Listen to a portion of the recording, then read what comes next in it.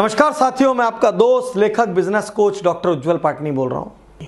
आज मैं आपको पर्सनल लाइफ की 3 क्रांतिकारी सलाह देने जा रहा हूं, क्योंकि मेरा मानना है जिसका घर अच्छा होगा, जिसके घर में सुकून होगा, जिसके घर में प्रेम और सम्मान होगा, वो व्यापार में जरूर तरक्की करेगा। तो 3 सलाह सबसे बड़ी जो मैं आज आपको देने जा रहा हूं, ये सलाह आपको एक शानदार इंसान के रूप में स्थापित करेगी। तो सलाह नंबर 1, चाहे कोई भी परिस्थिति हो, अपने माता पिता का सम्मान करिए। चाहे कोई भी परिस्थिति हो, आपका बिजनेस कम जा रहा हो, आपका बिजनेस ज्यादा जा रहा हो, आपने उनसे ज्यादा तरक्की कर ली हो, आपने उनसे कम तरक्की की हो, आपका उनसे विवाद होता हो, आपका उनसे ओपिनियन नहीं मिलती हो, वो आपके में हस्तक्षेप करते हैं, चाहे कोई भी परिस्थिति हो, जिन्होंने आपका जन्म किया है उनका आप सम्मान करिए। मैं ये नहीं कहता उनकी बात मानिए, बात मानने में तर्क शक्ति का इस्तेमाल करिए, बात मानने में स्ट्रेटेजी का इस्तेमाल करिए, बात मानने में राइट और रॉन्ग के लॉजिक के अनुसार चलिए। लेकिन चाहे कुछ भी हो जाए, भले उनकी और आपकी राय अलग क्यों ना हो, अपमान मत कीजिए, उनको छोटा मत बनाइए, उनको इग्नोर मत कीजिए, बल्कि ये कहिए मैं आज जहाँ पहुँचा हूँ, मैं आज जो भी कर रहा हूँ वो आपकी वजह से हूँ। तो क्रांतिकारी सलाह पर्सनल रिलेशनशिप की नंबर 1, चाहे कुछ भी हो जाए, अपने मां बाप का अपमान मत करिए। क्रांतिकारी सलाह नंबर 2, जब बच्चों का पालन करने की बात हो तो कॉम्प्रोमाइज मत करिए।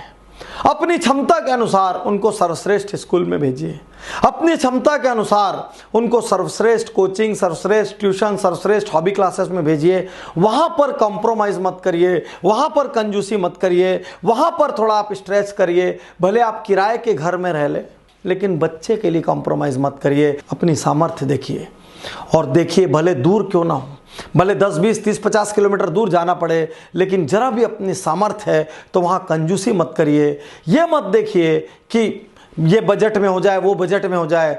यदि सामर्थ्य है तो बच्चे के लिए बेस्ट से बेस्ट कीजिए, क्योंकि पूरी लाइफ में वन टाइम डेवलप होने वाली प्रॉपर्टी यही है।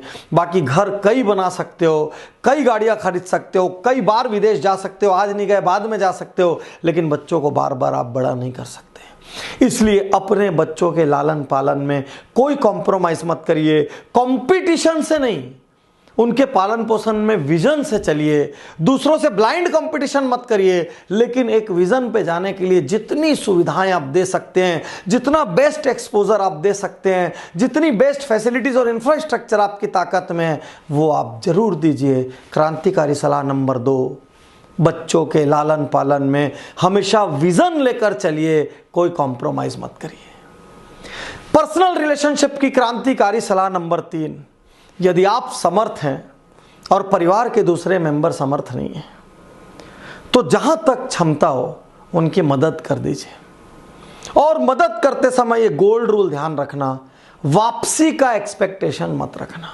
ऊपर वाला उनको सामर्थ्य देता है जो दूसरों की मदद कर सकते हैं। ऊपर वाला उनकी जेब भरता है जिनकी जेबें दूसरों के लिए खुलती है, जिनके दिल दूसरों के लिए खुलते हैं।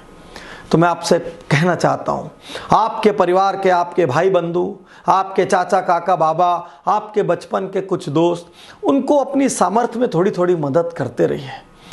दूर दूर बहुत सारे मंदिर बनाएंगे, मस्जिद बनाएंगे, गिरजाघर बनाएंगे, जो बनाएंगे वो आप बनाते बैठिए, लेकिन याद रखिए अपने नियर एंड डियर लोगों की मदद करते रहिए। इसको मैं एक कदम आगे ले जाकर ये भी कहना चाहता हूं कि यदि आपके कोई क्लोज स्टाफ हो जो आपके फैमिली मेंबर में कन्वर्ट हो चुके हैं, तो किसी मंदिर, मस्जिद, गुरुद्वारे में दान करने के पहले थोड़ा सा उस स्टाफ की मदद कर दीजिए। यदि उसकी बेटी की शादी हो तो कन्यादान का एक हिस्सा आप कर दीजिए। यदि वो मकान बना रहा हो तो थोड़ा सा उस मकान में आप कंट्रीब्यूट कर दीजिए। यदि वो गाड़ी ले रहा हो तो थोड़े से गाड़ी में आप कंट्रीब्यूट कर दीजिए। और यदि वो अपने बच्चे की शिक्षा करा रहा हो और उसका बच्चा ब्रिलियंट हो, तो जितनी जिम्मेदारी हो सकता है उठा लीजिए, क्योंकि वो भी आपके परिवार का सदस्य है।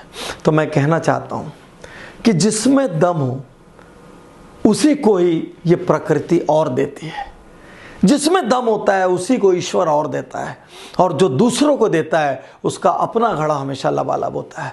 तो मैं तीसरी क्रांतिकारी सलाह फिर से दोहराता हूं, यदि आप समर्थ हैं, यदि आप कैपेबल हैं, यदि आप रिच हैं, यदि आप समृद्ध हैं, यदि आपका नेटवर्क है, यदि आपके पास पावर है, और आप यदि दूसरों की मदद कर सकते हैं, तो थोड़ी थोड़ी मदद करने के लिए लगातार हाथ खोल के रखे रहिए। और बिल्कुल याद रखना, अपने नियर एंड डियर की मदद करने के बाद वापसी की उम्मीद मत रखना। प्रॉब्लम किसी को हेल्प करना नहीं है, प्रॉब्लम तब है जब उस हेल्प के बदले हम एग्जैक्टली उससे रिटर्न की उम्मीद रखते हैं। क्योंकि जब आप रिटर्न की एक्सपेक्टेशन लगाते हैं तो वो रिलेशन नहीं होता, वो बिजनेस होता है, वो लेन देन होता है और अपनों से व्यापार नहीं किया जाता। तो यदि आपको देने की क्षमता ऊपर वाले ने दी है ना, उसका शुक्रिया अदा करना, क्योंकि उसने आपको काबिल बना के भेजा है।